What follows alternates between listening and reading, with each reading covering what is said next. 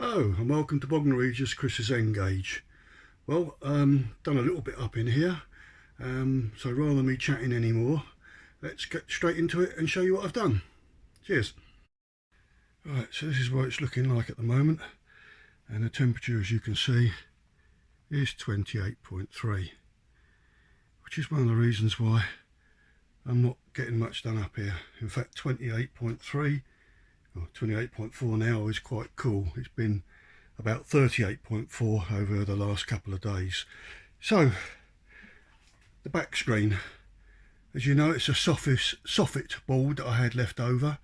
Really bends nice. I need 2 more of those, but the back screen print will affix to them. So what I've been doing is I've basically been getting the correct curve, as you can see, and I've been putting in these little plugs. Where are they? There we are. These little things here. I've got loads of them, very handy, and I've been sticking them in around the side here so that I get the right angle. Now if you look here, you'll see that where that comes there, with that up straight, that leaves a little gap there. Now I've got to put insulation board up there. That's going to cost a fortune, so that will be done next year now. But in the meantime, I will be doing the worktop and hopefully getting the track laid out.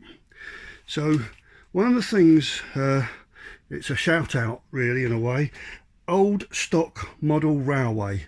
Now he's a builder, carpenter. He's only got 2 videos on YouTube, but you really need to see him. The first one is his carpentry skills in making these workbenches for the loft. Unbelievable. I can't remember how long it's taken him to do that, but it's really good workmanship, fascinating to watch.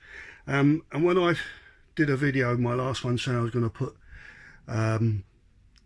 board up over the insulation, he suggested that I use plasterboard. It's easier to put up, it's cheaper, you can cut it better to fit. It's also the equivalent of 40mm of Celotex, so that's what a 9mm plasterboard is equivalent to 40mm Celotex, so that's really good. And the other thing he says, if you do wood, it's a fire hazard and it could possibly muck up your house insurance. So plasterboard is the way I'm going. So what I meant here is I'm going to leave a 9mm gap there so that the plasterboard can go in there up the tops here. So, but that's a project I'll be doing next year.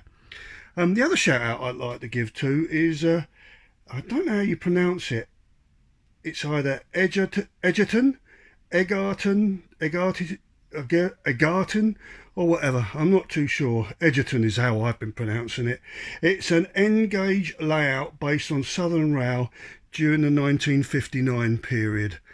Exactly what I wanted to do. It's a brilliant channel. Please go and watch it if you can. I will put both sites down on the info panel below.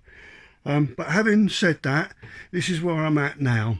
So my next thing is to put the board across here and work out the angles, and that's what I'm going to do now. And then also mark where the track is. I've got the sketch plan here.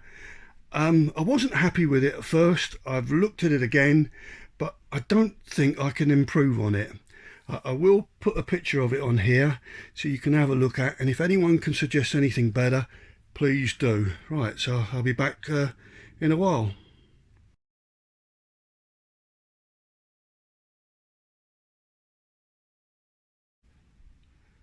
So going on from the last bit, what I've done is I've made some blocks, cut them to a certain size, and they simply go behind the back here and up against the side joist or whatever.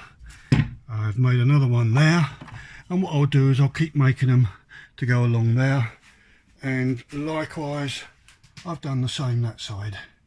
And then all I need to do is lay the 2 soffit boards up against them, put some of these in on this side, and that'll keep it in place. And as I said, I'm going to put up here, up the top here, plasterboard. So all that wood I did there, that's all got to come down and be replaced with plasterboard next year. Now the other thing I've been playing around with is the track. Now you saw a minute ago the track plan that I'm working from. So if you looked at it, and you'll see that this here is basically what is on that track plan.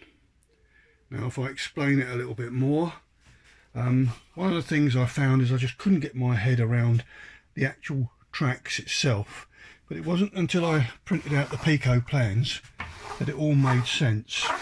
Now the back track here goes over the bridge, and what there'll be two tunnels, one there and say one there, if that makes sense. Now the beauty of these plans is that they are exactly to scale, and the beauty of this is these 2 points here, along with that crossover, and again the rest of the other 2 points, they are all long ones. Is it long or large or whatever? I can get away with all the large radiuses or turnouts and crossovers on this layout, which will make it, one, look more realistic, I hope, and secondly, it'll be much smoother running for the trains, I hope. Now let me pause you here for a second. So let's first of all look at the plan and how it works out in the loft. Now basically it's a double main line that goes around the entire loft in a figure of 8, and the large grey area is the terminus, which is on the upper level and joins onto the main line by a spur. Just here the black object is the chimney. So this comes out 3 feet, and it's 3 sections of 4 feet, so it gives you 12 feet to the time it gets here. Now if you look over there, you'll see the beam, and I don't know if you can see it, but on that beam there's a black mark. See it just in the center now. That is how far the board will come out from there till it goes back up to the chimney. Okay, so going back to the plan, it comes down from the terminus over into the far corner and goes round here on a gentle slope all the way here, and for the length of it, it should be about a 1% gradient. And when it gets to the tunnel entrance, it goes through the tunnel entrance, out the other side, and then joins on to the main figure of 8 line. Now it then continues along here, goes around behind the back of the chimney, which is where my large fiddle yard will be, continues along underneath the main line station, and then comes out on the inside line here. Now once that comes out of there, it then starts to rise all the way around here and eventually goes over the 2 lines there. Sorry, the 2 lines there. Again, that should be a 1% gradient. When it gets over those 2 lines and comes out here, it then starts to drop down all the way along here until eventually it goes round back into the fiddle yard, round the back here, and then back underneath the terminus, and then comes out here on the same level, same board, doesn't go up or down, continues round here and goes through the tunnel and back out again, and that's where it joined on the spur there. And that's my figure of 8. So that bit there again should be a 1% gradient. That's what I'm hoping. The measurements tell me they are, but I've got it wrong before. So this is what I've got here. I think it looks quite good, but if anyone can see that I can make an improvement or something's not right, please say so. The other thing here is I will be having a line coming off here, doing just a single line around here and back again, and somehow that will be my return loop, and it will operate both ways, I'm hoping, but that's something I'll get round to later. So having showed you the map, let's show you what I've actually done here. There you are. Does that make sense now? So let's start from here. where those two tunnels entrances are just there, you see them? That's where the board, the upper level stops. So the two lines will come out of there. But if we say there's a top, the top line from the terminus comes above it, it comes down and along here, along the back, and then it starts to swoop down. And it's this one here that it joins, the far one. So as I said, it's coming round there, along, joins on there, and that's the spur. So that's the spur as it comes onto the main line. Now this is the inner double track main line. So it'll continue along there, around behind the chimney where the big fiddle yard is, back round underneath the terminus, and it will come out of the tunnel there on the right. So it's going to come along here. Now once it starts to go along there, it has got to rise. So as it comes out of there, it will rise slowly up here, coming out of here, and that will be going up and up and up until eventually it gets to the part where it goes over the two tracks. That again I'm hoping is a 1% incline decline, and then it will go over, and then along the back there it will continue all the way along, going down again a 1% till it goes round back into the fiddle yard, through the fiddle yard, and then it will come along underneath the terminus, coming out on the left hand tunnel entrance there, and then it will come along here, and it will stay on this level. It will stay on this level. It doesn't have to go up or down, and it will come along here, joining on there, going around, and that's my figure of 8 back along there, and that's my figure of 8. Now that's what I've got.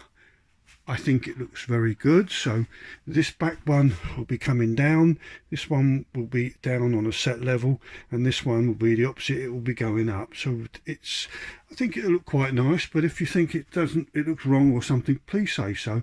Or if you can come up with a better idea or any suggestions, please go ahead. And of course on the inside here will be a single line which will be part of my return loop, but that's something I'll be doing later. There'll be a cross section, a corner triangle section there, and another one just there, just so that I've got a nice smooth area going around there. So all in all there'll be 7 tracks going across there. So my next stage is that I want to mark all the track out. So I've got to do my radiuses. I'm not sure what size they are, but they're quite big. So that should be a nice smooth curve, all of them, for the trains. So that's going to be my next job, is marking them out.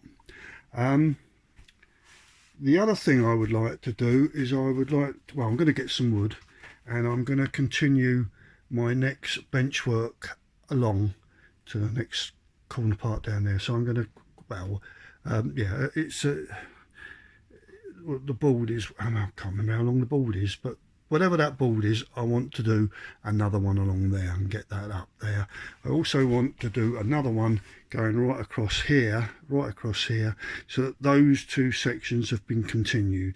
And then once I've got that marked out, and money's not too bad, I will continue doing the board around the back there, and we'll take it from there.